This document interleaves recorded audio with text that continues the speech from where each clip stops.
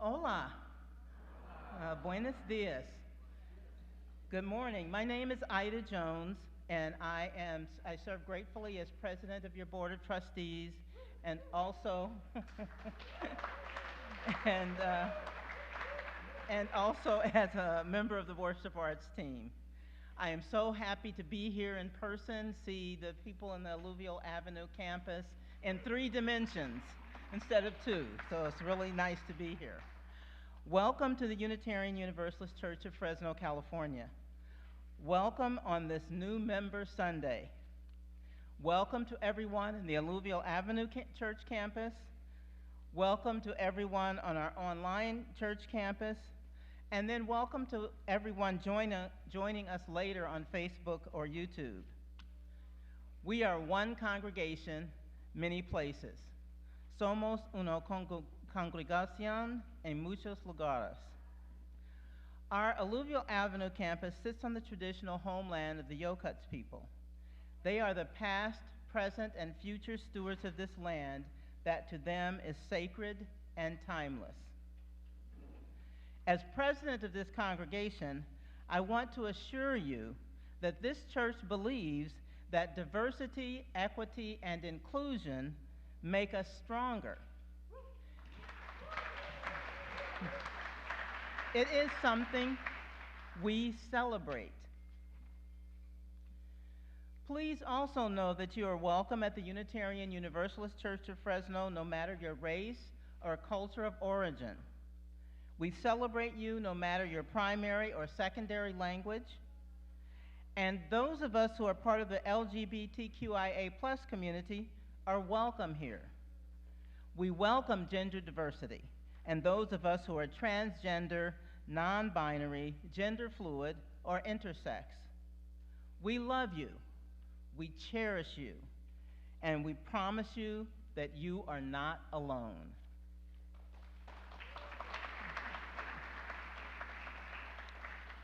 You are welcome here no matter your religious background or spiritual beliefs. You are welcome here no matter your age, and your neurodiversity is welcome here. Yes. You are welcome no matter your disabilities, level of formal education, or amount of money in your bank account.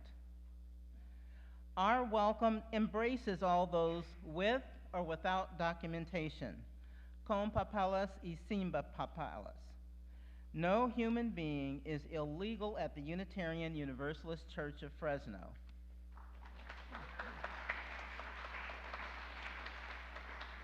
We also welcome the joyful noise of our children as they bring their liveliness into our sanctuary. All are welcome here. Todos son bienvenidos aquí. Because of our new Member Sunday ritual, we won't be sharing personal joys, concerns, sorrows, or gratitudes. They will return next week. We now have an update from our pledge drive team.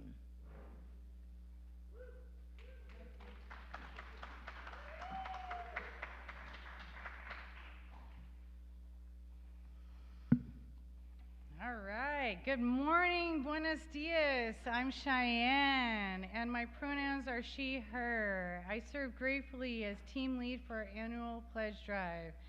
And joining us online campus is Mona Jones-Romancic, pronouns she, her, who will become our team lead for next year's pledge drive. Our pledge drive is an important way we all ensure that the Unitarian Universalist Church of Fresno. Our pledge drive is an important way we all ensure that the Unitarian Universalist Church of Fresno continues to be a proudly progressive religious voice in the Central Valley and beyond. The pledge drive helps us keep together in love and justice. It's when we ask our members and friends to make a pledge or a promise of financial support for the upcoming fiscal year, which begins on July 1st. Knowing how much financial support we will receive allows us to finalize a budget based on the income we can expect. Members and friends have received their pledge packets in the mail or email already. But if you need one, email us at pledge@uufresno.org, scan the QR code that will appear on the screen, or stop by and see us at the Pledge Team table on the Alluvial Avenue campus. If you've never pledged before and you feel moved to do so today, we can give you a packet and a pledge card and answer any questions that you may have. Last Sunday, at the end of our second full week of the pledge drive, we had pledges totaling $230,966, which was 38.8% of our goal. Now, back to Cheyenne for this week's update. Thank you, Mona. As Mona just said, last Sunday we had a total of $230,966 in pledges. As we begin the fourth week of our pledge drive, we are happy to report that we have a drum roll. Clap your hand, your thighs, woo! We now have a total of $418,635,000. Yes, thank you, thank you, thank you, thank you. That is $187,639 more dollars than last week, and 69.8% of our goal of $599,760. Yes. Woo. I'm doing the happy dance. We only have $181,125 left to go. So we need every pledge possible as we get close to our goal as we can. So if you are a member or friend of the church, please make your pledge today. Not tomorrow, but when? Today. When? Today. Thank you. Gracias.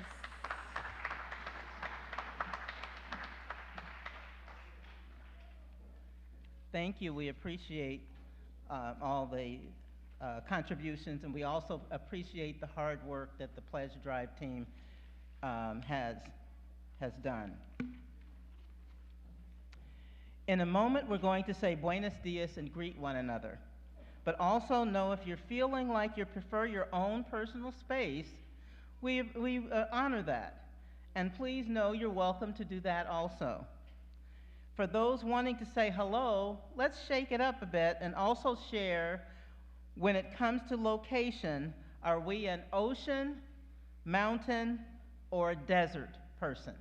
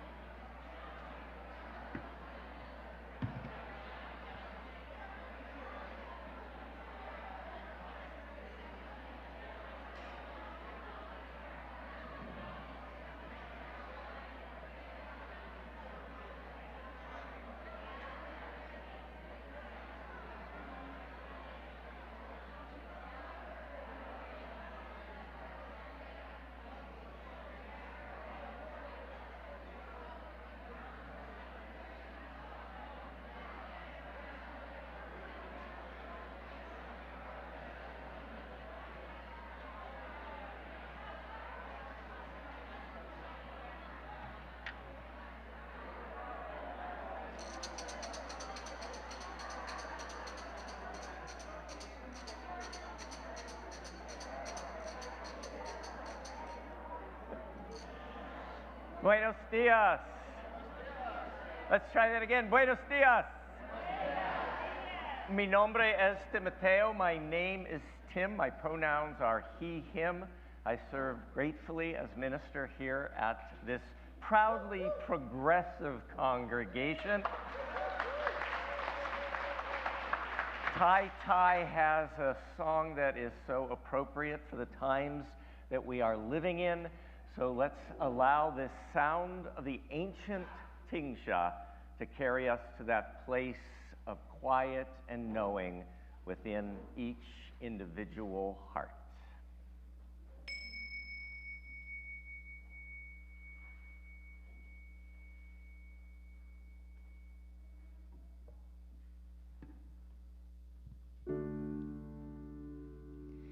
Now is the moment for shining on. It's alright to cry. Keep your eyes on the prize. Now is the moment for shining on. The world needs our light more than ever. Now is the moment for singing out loud. It's alright to cry. Keep your eyes on the prize. Now is the moment for singing out loud. The world needs our songs more than ever. They need us to shine. The world needs us to shine.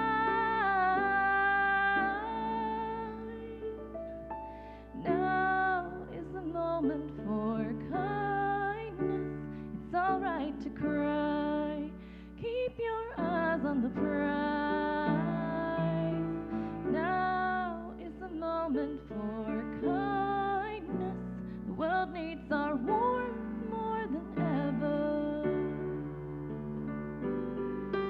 Now is the moment for holding on.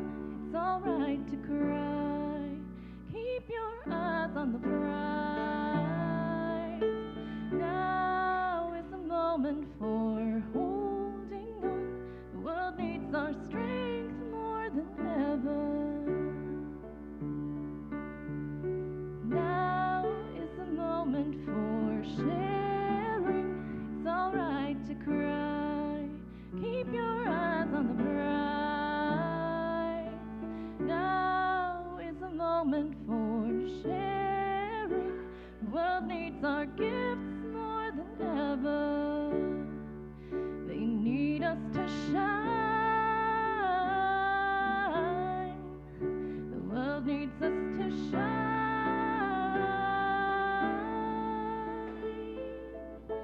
Now is the moment for speaking up. It's alright to cry. Keep your eyes on the prize. Now is the moment for speaking up. The world needs our voice more than ever. They need us to shine. The world needs us to shine.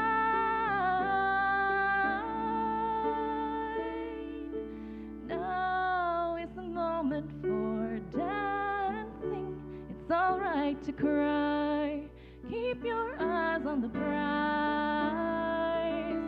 Now is the moment for dancing. It's alright to cry more than ever. Now is the moment for open hearts. It's alright to cry. Keep your eyes on the prize. Now is the moment for open hearts. The world needs our love more than ever.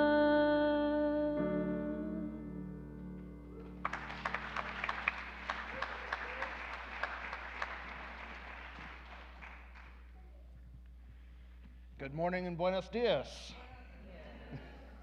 My name is Kyle Osborne. My pronouns are they, them, and I serve gratefully here as a member of your worship arts team. If you have a candle or chalice with you on our virtual campus, get ready as we'll be lighting it soon. I'm going to need everyone's voice this morning. Our response is, we believe that each person must be free to search for what is true and right in life. Can we try that together? We believe that each person must be free to search for what is true and right in life. Once more, we believe that each person must be free to search for what is true and right in life.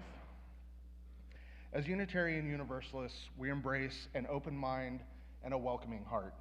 We cherish the questions and the doubts that keep us up at night as part of our spiritual journey. We believe that each person must be free to search for what is true and right in life. We honor the value of a free and responsible search for truth and meaning, encouraging growth and deeper understanding of each other, ourselves, and the world around us. We believe that each person must be free to search for what is true and right in life. Our tradition celebrates the right to choose our own path at the risk of being labeled heretics, a title we wear proudly as it is from the Greek word meaning to choose. We believe that each person must be free to search for what is true and right in life. As a community, we support one another in our individual quests for knowledge and meaning, recognizing the beauty of diverse perspectives. We believe that each person must be free to search for what is true and right in life. Together, we strive for a deeper connection with ourselves, each other, and the greater mysteries of existence, always with an open mind and a welcoming heart. We believe that each person must be free to search for what is true and right in life. In that spirit, please light your chalice or candle at home. Jamie and Ida, please kindle the flame in our Alluvial Avenue chalice.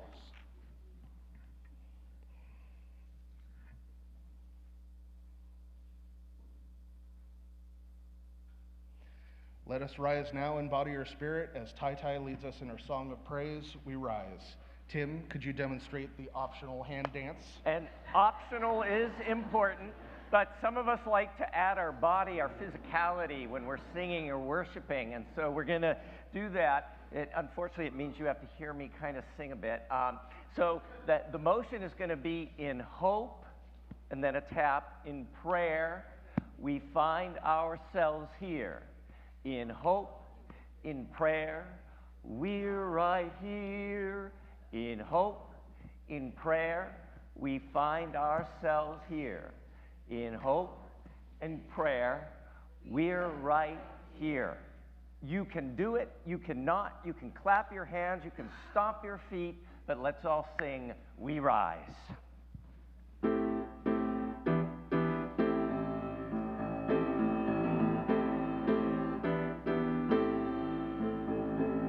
In hope, in prayer, we find ourselves here. In hope, in prayer, we're right here. In hope, in prayer, we find ourselves here. In hope, in prayer, we're right here. We rise,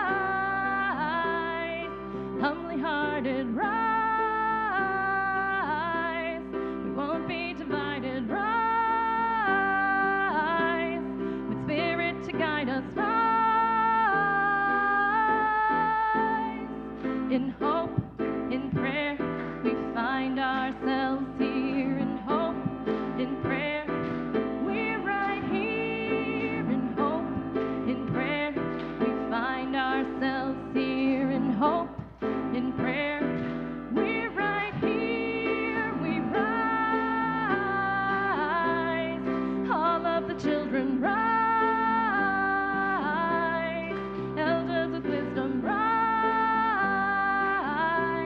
Ancestors surround us, rise. In hope, in prayer, we find ourselves here.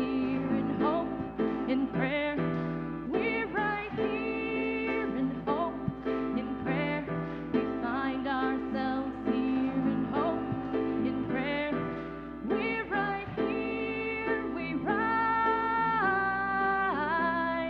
up from the wreckage, rise. Tears and with courage, rise, fighting for life, rise.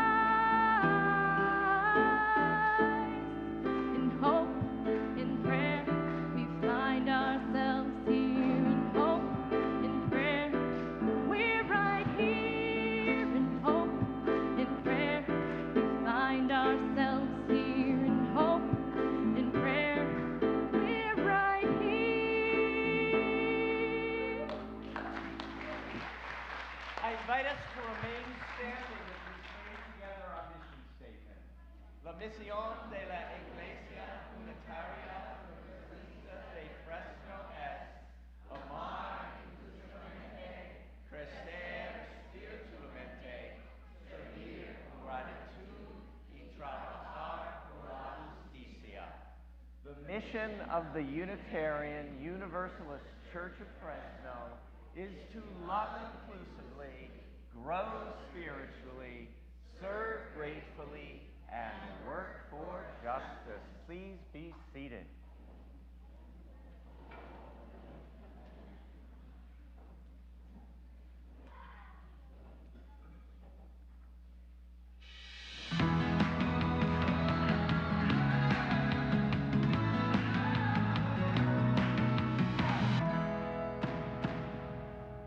I first became involved with the UU Church of Fresno when I was, 10, about to be 11. I was starting to hear from more friends that I was going to hell for not being super Christian.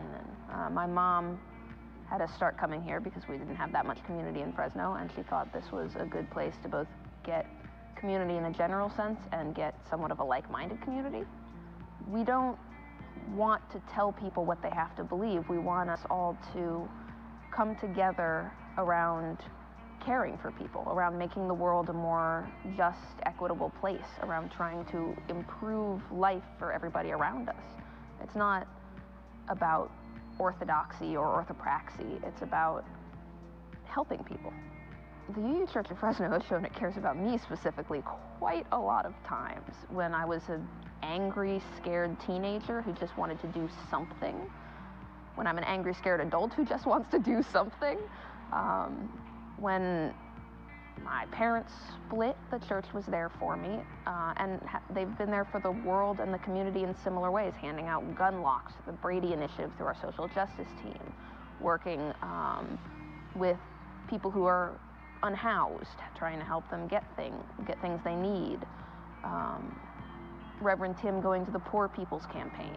The church has stood up for the community in a myriad of ways.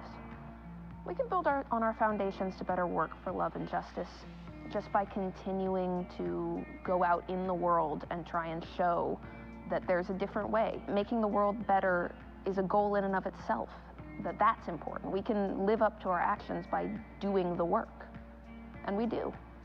It's important to give to the church financially because there's a lot of stuff we can't do because of budget restrictions.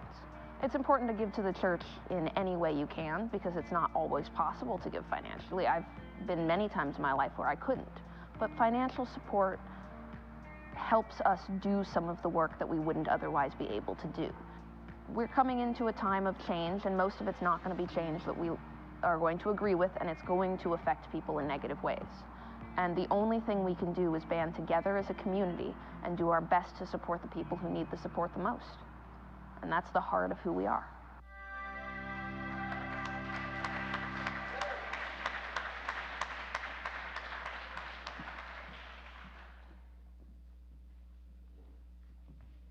Good morning, I'm Eliana Wise. My pronouns are she, her, and I grew up in this church and am currently a high school senior. And I'm Carrie, her mom. My pronouns are she, her.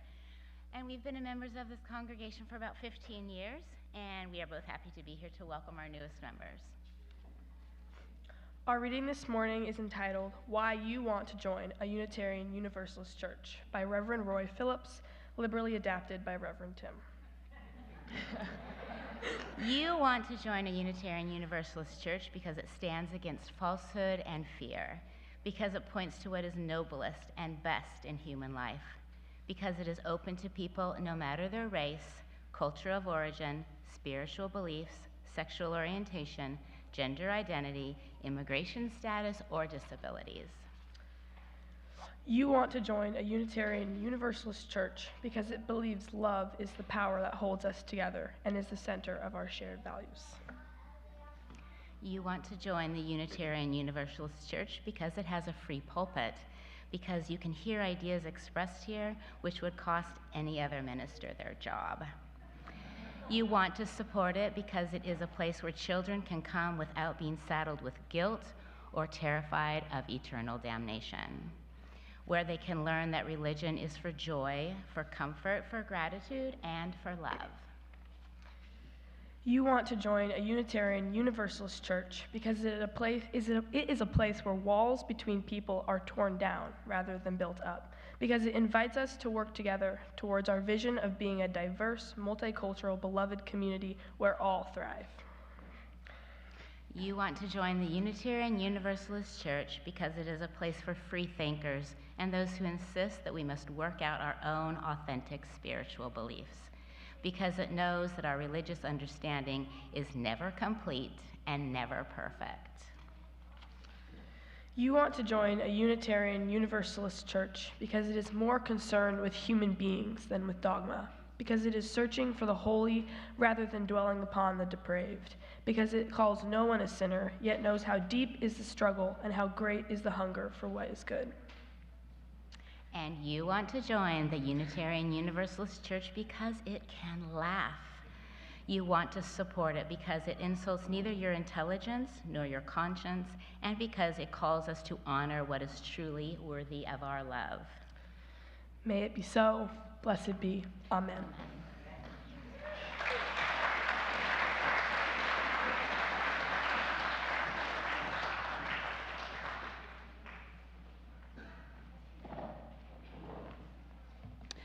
Buenos dias. Mi nombre es Cecily Callahan. Good morning on this New Member Sunday. I'm Cecily Callahan and my pronouns are she, her. As this congregation's coordinator of community life, it is my great privilege to introduce 13 wonderful people who are choosing to become members of the Unitarian Universalist Church of Fresno, California.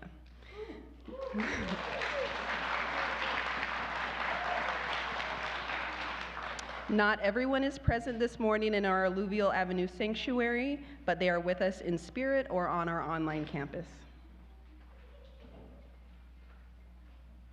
Good morning. I'm Ida Jones, and my pronouns are she and her.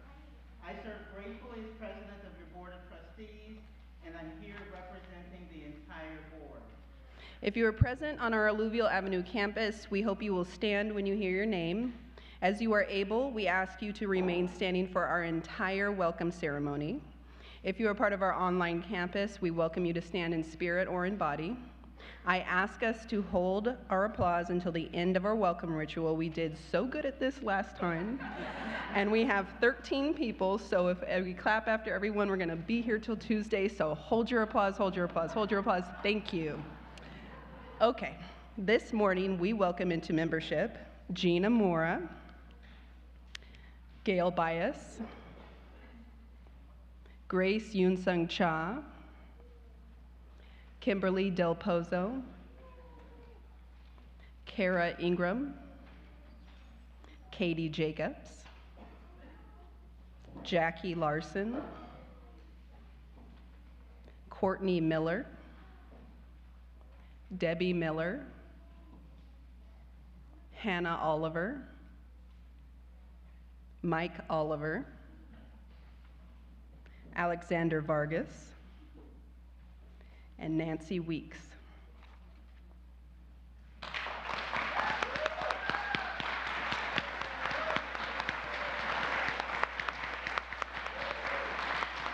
minister of the congregation, it's a joy to welcome each of you into our community of memory and hope. To each new member, I ask, will you walk together with us, sharing the joys and responsibilities of membership? Will you bring your hopes and enthusiasms, your questions and your fears in community with us? Will you help us fulfill our mission to love inclusively, grow spiritually, serve gratefully, and work for justice? Amar inclusivamente, crecer espiritualmente, servir con gratitud y trabajar por la justicia.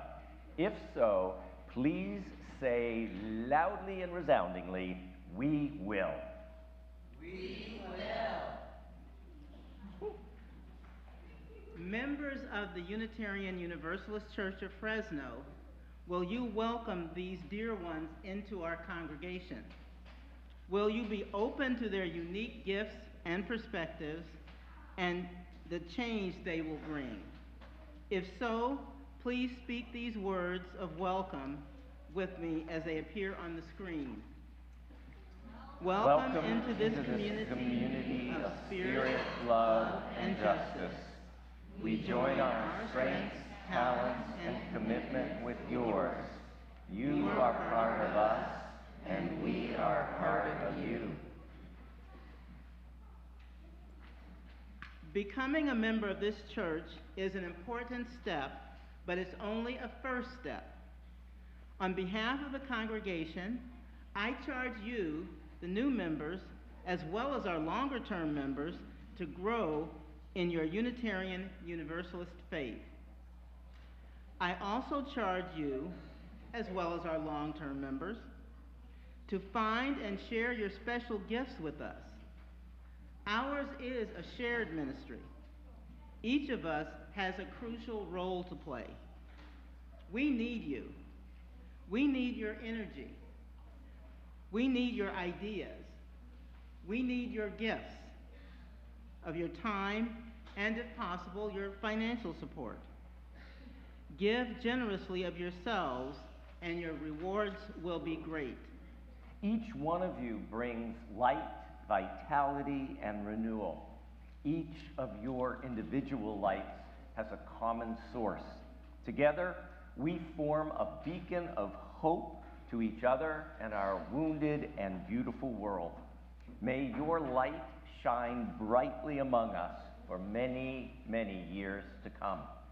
In that spirit, from both our Alluvial Avenue campus and our online campus, let us offer our warm applause to the newest members of the Unitarian Universalist Church of Fresno, California.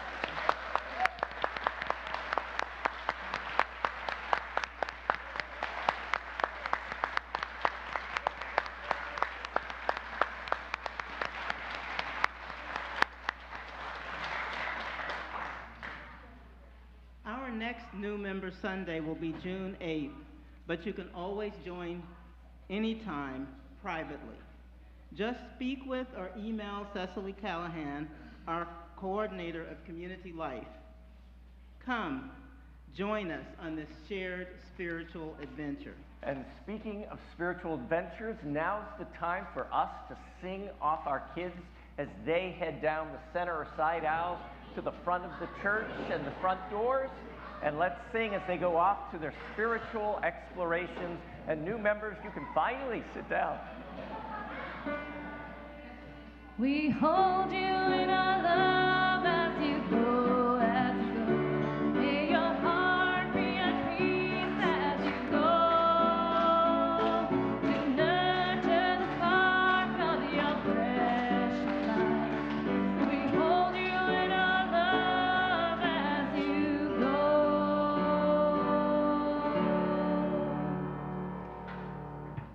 So I invite us to take a moment and just bring in a nice deep breath, imagining as you do your breathing in peace and then breathing out love. Another breath in, breathing in peace, breathing out love. One more time together, breathing in much needed peace, breathing out much needed love.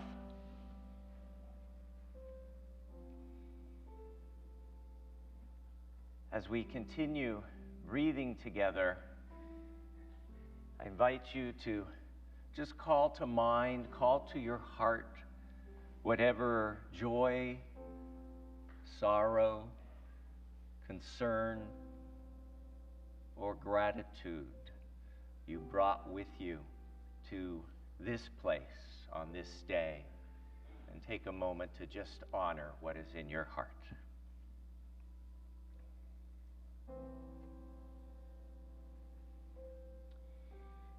In some of our hearts is the memory of longtime church member Saul Eskin, whose celebration of life was yesterday in our Alluvial Avenue sanctuary. 95 years of life, living, and love. We remember, too, our beloveds, those unable to be with us today because of health. We remember Judy P., Andrew L., Armin B., Glenda R., Pat M., and Robin C. Looking beyond our congregation, we remind one another that this is a time for us to embody compassion and resistance as we witness our government's ongoing assault on freedom, democracy, and decency. We acknowledge, too, that Muslims around the world continue their sacred time of fasting, prayer, and reflection. Ramadan Mubarak. We continue celebrating Women's History Month, and we mark the 5th anniversary of the killing of Breonna Taylor by police officers in Louisville, Kentucky. Her death and subsequent lack of accountability for the police department fueled protests and widening action from the Black Lives Matter movement. Say your name. For all that's been shared, for what we hold in the tenderness of our hearts, we light our candle of community.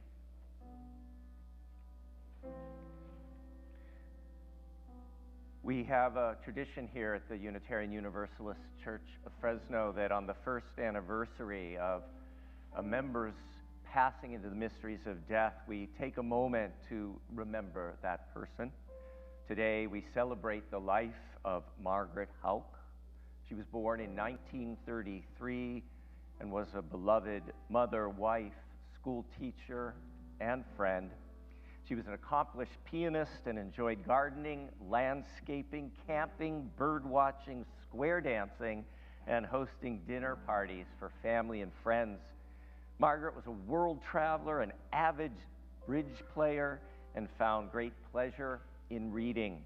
She was also a lifelong learner as an adult. She continued her education, taking classes at Fresno State. Margaret's love of art inspired her to learn how to paint with watercolors. This church was important to Margaret. Here she served for many years on our pastoral care team and had and has many friends among us.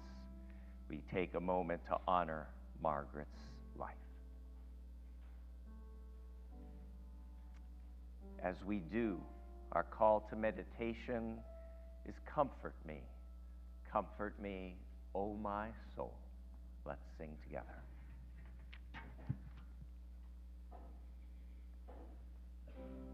Comfort me, comfort me,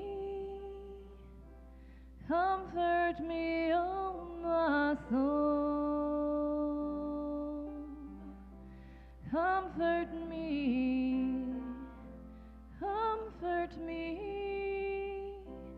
comfort me, O my soul. Consuélame, consuélame, consuélame, oh mi alma. Consuélame, consuélame, consuélame, oh mi alma. Speak to me, speak to me, speak to me, oh my soul. Speak to me, speak to me, speak to me, oh my soul.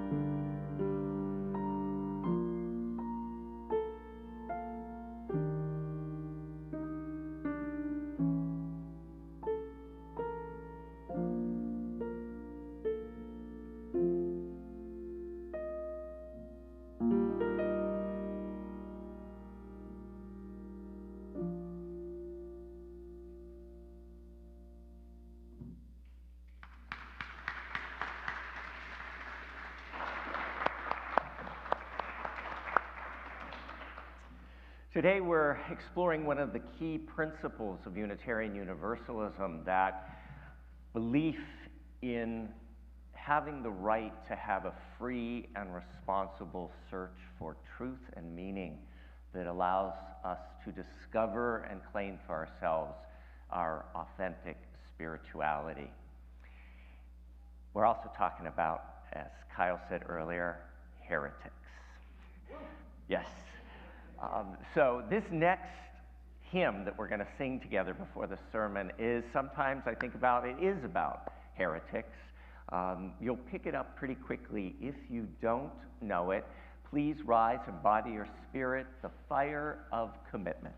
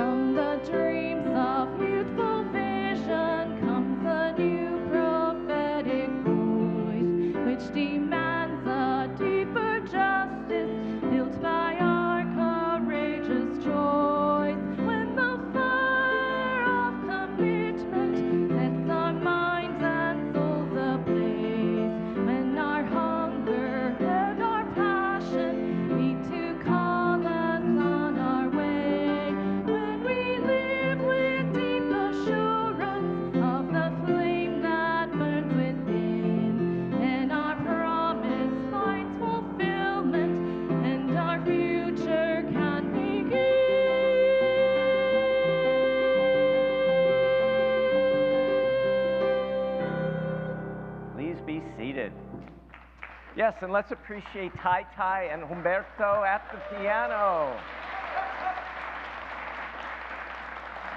So I'm wondering, do we have any history geeks in the sanctuary today? Okay, you'll like the sermon then. The rest of you can doze if you wish. Just a little background on this sermon. Recently, one of our church elders asked if I would revisit a sermon dealing with a specific part of Unitarian Universalist history. They asked me to do so because it was New Member Sunday, but also there's some elements as we revisit the sermon that you'll see are relevant for the world we're living in right now. So for those who may have heard this sermon before, you get to go deeper into one of the great stories of Unitarian Universalism. And for those who are hearing it for the first time, it gives me true joy to introduce this story to you. We're calling the sermon "The World's Greatest Heretic."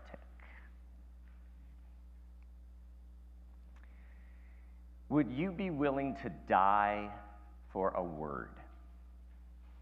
Would you be willing to die for a collection of words coalesced into an idea? Would you be willing to die in defense of your ideas that you published in a book? Poet Mary Oliver writes, "You can die for it, an idea. People have done so brilliantly, letting their small bodies be bound to the stake, creating an unforgettable fury of light."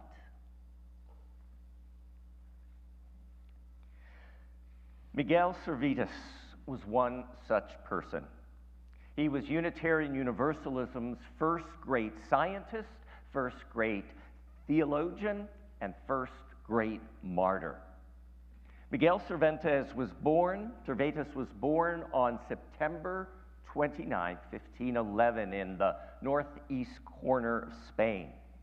Servetus was born into a world that was on fire with new ideas. He was born into an amazing new information age, not unlike the digital and AI information age that is revolutionizing our world today. To understand his story, we must understand the excitement of the times, the intellectual fervor that was exploding all around young Miguel Servetus. See, 60 years before his birth, the invention of the printing press meant that for the first time, books could be produced in mass quantities rather than being copied laboriously by hand. But those first printed books, as important as they were huge in size and not at all portable. But then, just 10 years prior to Servetus's birth, a new way to print smaller-sized books was invented. For the first time, books could be carried easily in your hand. They could fit in saddlebags. They could be widely circulated and shared. This new transportation of ideas was as revolutionary in that moment in time as the internet has been in ours. Now, ideas from anybody's mind could be shared and discussed widely. As historians Lawrence and Nancy Goldstone write, ordinary citizens were now linked across Europe. They read what they wanted, which meant they could think what they wanted. Now, at this time, this intellectual renaissance was extremely threatening to the Roman Catholic Church. If ideas other than religious ones were circulating widely, couldn't other views of the world come into conflict with the ancient religious ones? If religious truth was open for discussion, who knows how that religious truth might be questioned?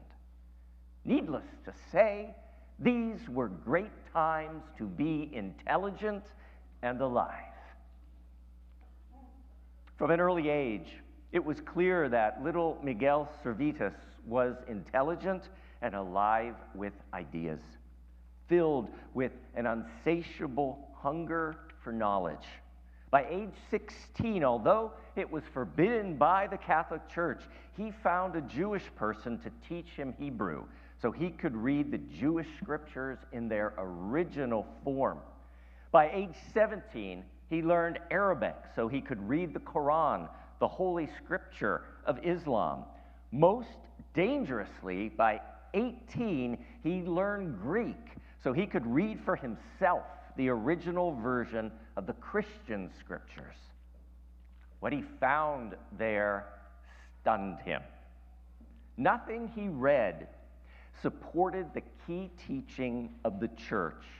He found nothing in Scripture that supported the concept of the Holy Trinity, which claimed that Jesus, God the Father, and the Holy Spirit, while separate, were actually one, and that all three had always been and would always be God. God divided into three parts, the Holy Trinity. What Servetus found in the Bible was different. When mistranslations were corrected, when later insertions were removed, it was clear to him Jesus was a human being and only a human being. Jesus, he said, was a human prophet made holy by the presence of God that was within him.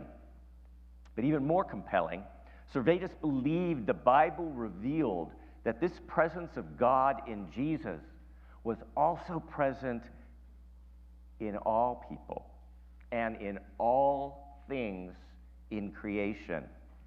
Everything, he said, was part of God, rather than God being some distinct, remote power force. Miguel Servetus said, "If you can't see God in all, you can't see God at all." Now, this idea wasn't new. This was what Jesus taught. This is what his first followers believed. But this idea was threatening to the powerful priestly class that had slowly emerged within the organized church.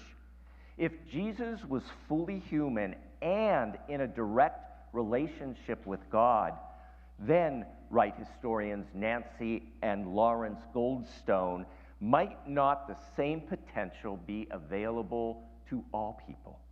And if that were so, how could the church hold itself to be the irreplaceable intermediary between humanity and God, a position from which it derived its enormous political power and wealth?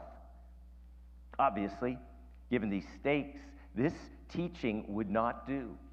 Teaching there was only one God, Unitarian, and only a human Jesus versus God in three parts, or Trinitarian, could not be allowed.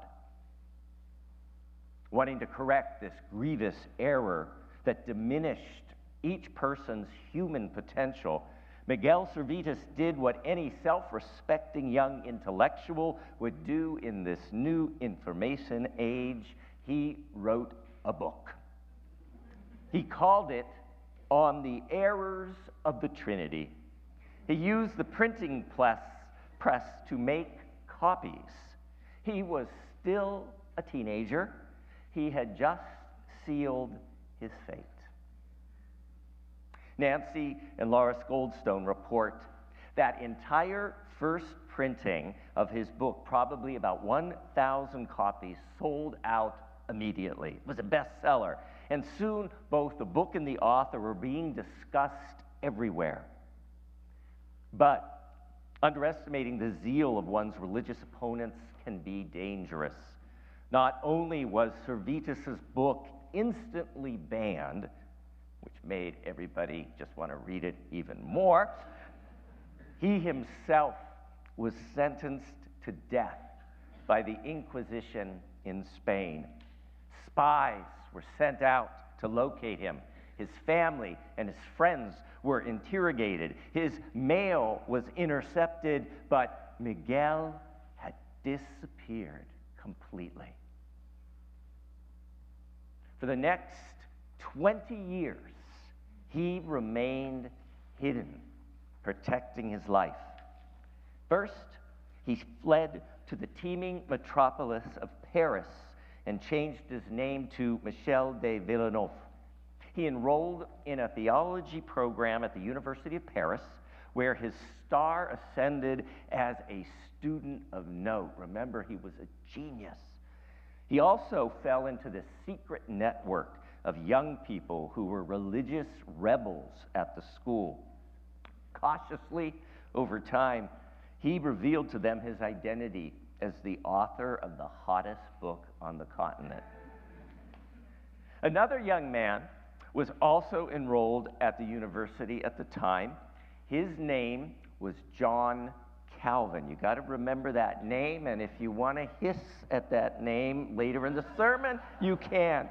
John Calvin had just written his own book, and it was a big old flop. It bombed miserably. And so John Calvin was bitter and he truly resented the star status of Miguel Servetus. Calvin came to hate his rival. When the church authorities cracked down on those student rebels, the teenagers, including John Calvin and Miguel Servetus, fled separately to save their lives. John Calvin, who you can hiss if you wish, traveled around Europe, and he eventually wrote a book that was heralded by some religious reformers who really liked the idea when John Calvin wrote that all human beings were inherently depraved. But John Calvin, even though some people like that book, he never lost his distaste for Miguel Servetus. Meanwhile, our hero, Servetus, now known as Michel de Villeneuve, returned again to Paris. This time he enrolled as a medical student at the University of Paris. There he made one of history's and science's greatest discoveries. For the 1,000 years prior to our hero's enrollment in medical school, medical theory had been taught based on the concepts of a Roman named Galen.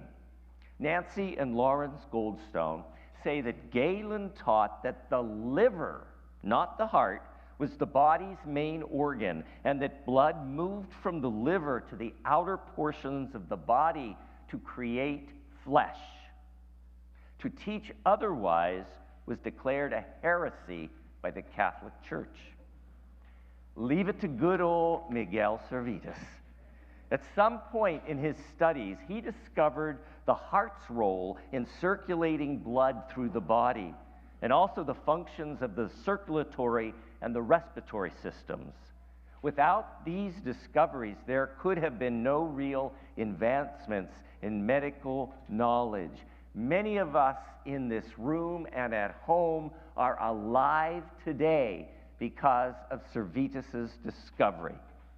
He published his revolutionary scientific findings in a later edition of his infamous book. Meanwhile, John Calvin, Servetus's rival, ended up becoming the court-appointed ruler of the city of Geneva, Switzerland. He ruled Geneva with an iron fist. Calvin issued new executive orders that gave him sweeping authority. He used fear to stigmatize certain groups of people. He curtailed civil liberties. He began to use the Bible as a source for civil law. But, say historians Nancy and Lawrence Goldstone, the most significant element of Calvin's new regime was to establish an official network of surveillance, a religious secret police to spy on the citizens of Geneva. While John Calvin was redefining the meaning of homeland insecurity, our hero, Miguel Servetus, was becoming dissatisfied with the quiet and, he thought, frankly, boring life of a doctor. He much preferred being a heretic. He was pretending to be a devout Catholic. He pretended to accept the standard religious beliefs of his friends and neighbors, but he wanted his alternative Unitarian voice to be heard. And so he secretly rewrote and republished his infamous book. Strangely, at this same time, he began corresponding with John Calvin, dictator of Geneva, arguing with Calvin about their different theologies. He attacked Calvin's belief that humanity was inherently depraved and that most people were predestined to burn in hell. Servetus argued for the inherent dignity and worthiness of all human beings, no matter who they were. Although Servetus tried to remain incognito in those letters, Calvin recognized the brilliance of the arguments as those of his old school rival from Paris. Calvin alerted the French church authorities. Michel de Villeneuve was arrested for being Miguel Servetus, heretic extraordinaire. His arrest now guaranteed his long-deferred death. But luck was with him. He told his jailer he needed to use the bathroom. Let out of his cell to do his business, he leaped from a third-story terrace onto the roof of a shed and disappeared into the night.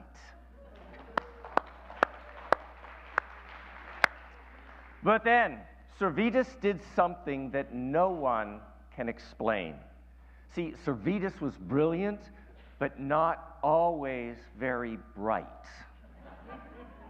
Servetus went to Geneva, John Calvin's Geneva. Sunday morning, he went to John Calvin's church, the very church where Calvin preached. His rival instantly recognized Servetus and arrested him. Calvin now had his old schoolmate right where he wanted him, and Calvin decided to use Servetus to keep himself in power. See, the people of Geneva had grown tired of John Calvin's dictatorship. The initial euphoria of a strong new leader had given way to widespread disenchantment with his actual policies. Calvin was tanking the economy. Free speech was outlawed. Rival factions were getting louder, and several opponents were publicly challenging his authority. In other words, Calvin's numbers in the polls were dropping. Calvin knew he would be removed from office if he didn't do something to assert power. He needed a victim, he needed a cause, and then Miguel Servetus came into town. Calvin took Servetus's belief in the dignity and worthiness of people. Calvin took Servetus's belief in the spark of the divine in all people. Calvin took Servetus's liberal values and launched an all-out attack against them. As the Goldstones write, picking up a copy of Servetus's book, Calvin cried, "There is not one page of this book that is not befouled with vomit." Calvin painted Servetus as a menace to society and an enemy of religion, an enemy of all things decent. Standing before the people of Geneva, Calvin proclaimed that Servetus's ideas threatened the very cornerstone of civilized society. And the public bought the carefully orchestrated campaign of lies.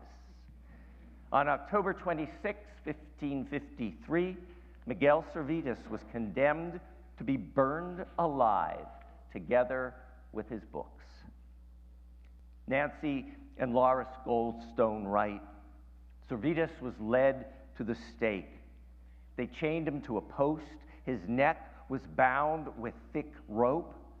Chained to his side what was thought to be the last available copy of his book, the rest having all been hunted down and destroyed. Servetus's ideas were to be burnt along with him, eliminating them both. But because he dared to speak for progress rather than prejudice, because he dared to speak for people rather than the powerful, because his truth was bigger than any one person, because he used the power of words to share his truth in a book, Servetus's ideas lived on beyond him. It turns out that 3 copies of Servetus's book had not been burned. Calvin secretly kept one for his personal library, but the other 2 remaining copies were circulated and reprinted. Servetus's ideas were talked about widely. His liberal religious perspective and affirmation of the dignity of human beings touched people's souls. Unitarian communities began to spread up across Europe, in Italy, in Poland, Transylvania, and Great Britain. Unitarian thought traveled across the Atlantic Ocean and spread into the British colonies. It found its way into the heart of the 1776 American Revolution, with patriots like Unitarians Paul Revere and John and Abigail Adams. It took root in the idea of religious freedom guaranteed by the United States Constitution. Servetus's ideas influenced generations of great thinkers: Voltaire, John Locke, Isaac Newton, Thomas Jefferson, Benjamin Franklin, Charles Dickens, Frances Ellen Watkins Harper, Fanny Barrier Williams, Frederick Douglass, Charles Darwin, Ralph Waldo Emerson, Henry David Thoreau, Margaret Fuller, Emily Dickinson, Susan B. Anthony, E.E. Brown, and countless other religious and political liberals. And now, 472 years later, on this new Member Sunday, Servetus's ideas influence the faith we practice here at the Unitarian Universalist Church of Fresno, California. For we too proclaim that each one of us contains a spark of divinity, a spark of dignity and worthiness, a spark of love. We believe, as Kim Crawford wrote, that it is our calling to breathe on that spark, bringing forth a mighty flame. And we carry that flame out into our world as we love inclusively, grow spiritually, serve gratefully, and work for justice. Would we be willing to die for those words? Would we be willing to die for a collection of words coalesced into an idea? Would we be willing to die in defense of our ideas, as Miguel Servetus did? Poet Mary Oliver writes, "You can die for it, an idea. People have done so, letting their small bodies be bound to the stake, creating an unforgettable fury of light." Amen.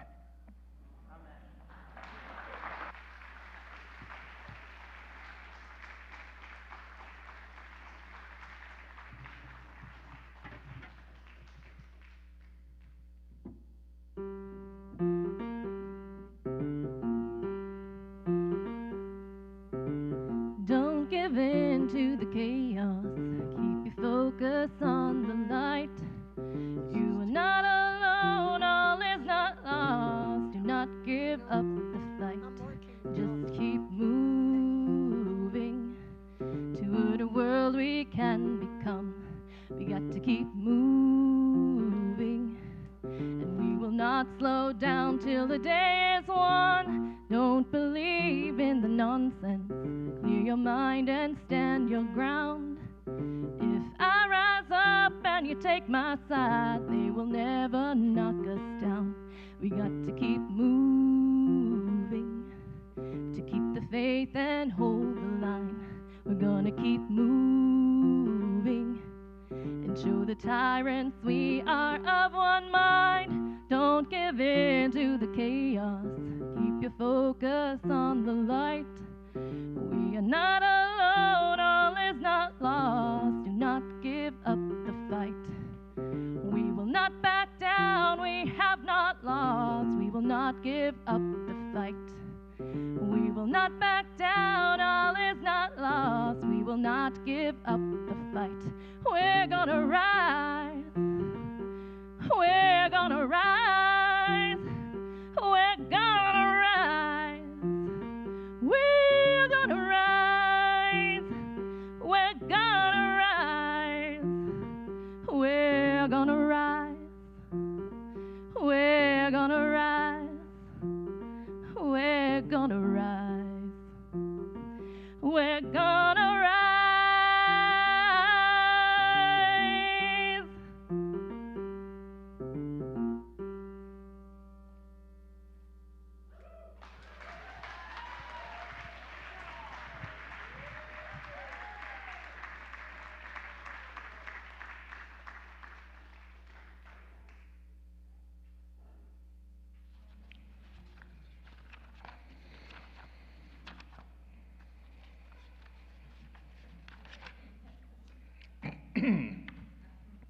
Hello, my name is Kyle Osborne and my pronouns are they, them. Every week in our church we take up an offering. It's good to remind ourselves from time to time that the offering is symbolic as well as practical. Generosity allows us to focus our resources on being in line with our Unitarian Universalist values. To not just welcome people in, but affect their lives even in small ways. To offer safe spaces, food, comfort, things the physical body needs that should not be a privilege, but are a right. These offerings, to me, symbolize the interconnected web of life. Each tree in a forest is totally unique, but each individual tree is bound by an inescapable network of mushroom fibers. We are, each of us, individual and unique, but we are bound by our invisible underground networks. In that spirit, let's join in our words of offering, led by Tim. If not us, then who? If not open hearts, then what? If not now, then when? If not here, then where? If not generously, then how? If not us, then who? Si no somos nosotros, entonces quién? Si no con corazones abiertos, entonces qué? Si no es ahora, entonces cuándo? Si no es aquí, entonces dónde? Si no damos generosamente, entonces cómo? Si no somos nosotros, entonces quién? There are many ways to electronically give while the baskets are passed in our Alluvial Avenue sanctuary.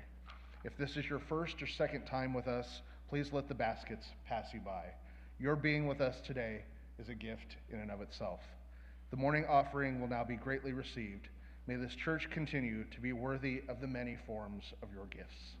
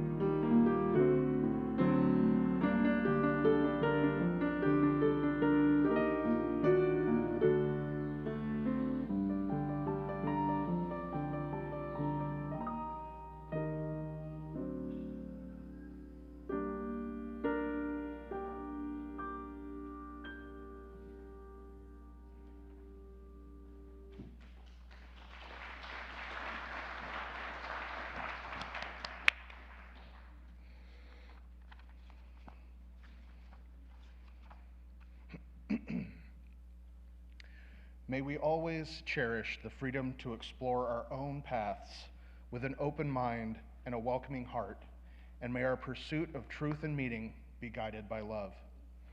As we prepare to end our service and enter our afternoon, please join us in our chalice extinguishing words led by Karen and Troy. Extinguimos esta llama, pero no la luz de la verdad, el calor de comunidad o el fuego de nuestro compromiso. Estos los llevaremos en el corazón. We extinguish this flame, but not the light of truth, the warmth of community, or the fire of commitment. These we carry in our hearts. And now, Tim, you have all of the reminders? I have some of them at least. Cecily is our coordinator of community life. If you have questions, new to the church and want to get connected, Cecily is your go-to person. Outside in our quad today, we have our world-famous sandwich potluck. And even if you didn't bring anything for that potluck, we want you to participate. Community is the most important thing. There's also outside a table with a sign on it that says question and answer table, and it says guests. You can get your sandwich, come over and sit at the table, and Darcy will be there. Darcy, do you want to just stand up? Darcy will be there and can engage you in scintillating conversation. And I understand something else is happening out in the quad after the service, Cecily? Today is the 25th anniversary of Tim's ordination as minister. So,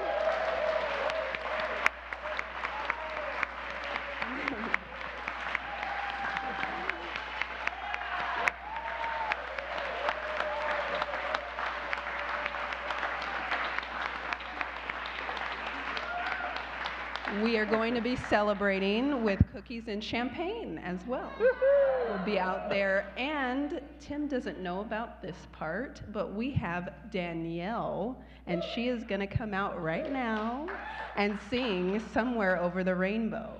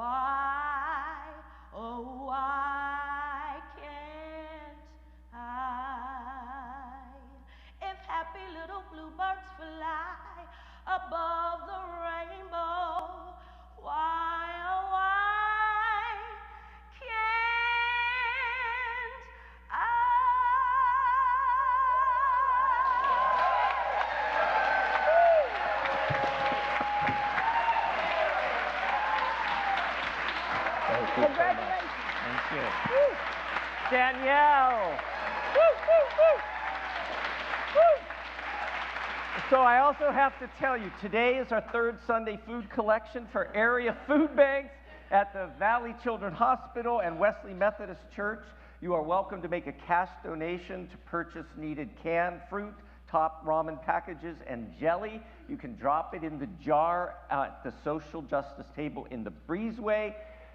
shortly after the end of the service and the champagne happening, we're going to be having the memorial stone dedication for Lucille Wheaton in our memorial garden. So if you'd like to join us for that, you can do that. Also, the moms group, I understand, is meeting today, and the third part of the discussion of authentic selves, celebrating trans and non-binary people and their families, will be taking place in the sanctuary. You can attend whether you read the book or not, or whether you participated in any of those other conversations.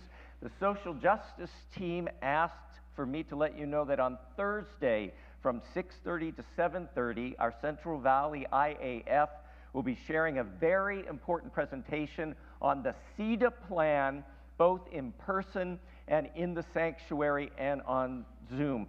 This plan, and let me tell you, Fresno City Council is up to no good. This plan is to build a new multi-billion-dollar suburban community between Clovis and Sanger using your taxpayer money instead of investing in the city of Fresno that already exists and needs that money reinvested. Details will be sent out in an email. We're so hissy, I love it. Details will be sent out Monday in an email, but we need letters to go out to the city in response to an environmental impact report. Those letters have to be sent by March 24th. The IAF has all the details here in the sanctuary or on Zoom Thursday, but you can also talk to Steve Sachs at the social justice table after the service if you have any questions. Steve, could you just stand and wave wildly so folks know that's Steve? Jim asked me to tell you that the new art show is going to be hung on April 1st, so if you have photos, paintings, other hangable art, and you want to be in the next installment of our art show, please let him know or bring that art to church. And we need to have it by the 31st of March. Last but not least, we'd like to welcome folks who are here for the first, second, or third time. We do it not because we want to embarrass you, but we're happy, happy, happy you were here. So if this is your first, second, or third time, could you rise for just a moment? We won't leave you standing alone for long, I promise. So wave, welcome, welcome, welcome, welcome, welcome, welcome. I invite the rest of the congregation to rise with them. If you came with a pod, feel free to join hands. If not, let's place our hands over our hearts. Our closing words are these: go now in peace. May you leave this place knowing you are good and knowing you are loved. Take your love from this place, share it with the world, stay safe until we meet again. And may the longtime sun shine upon you, all love surround you, and that pure, pure light that is within you guide your way on. Blessed be. Amen. Let's sing.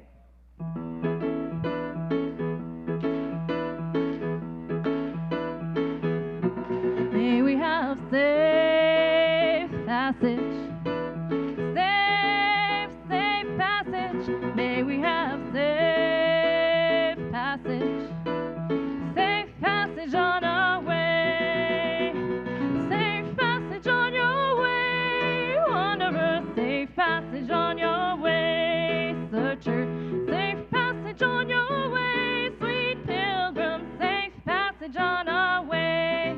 May we have safe passage, safe passage. May we have safe passage, safe passage on our way.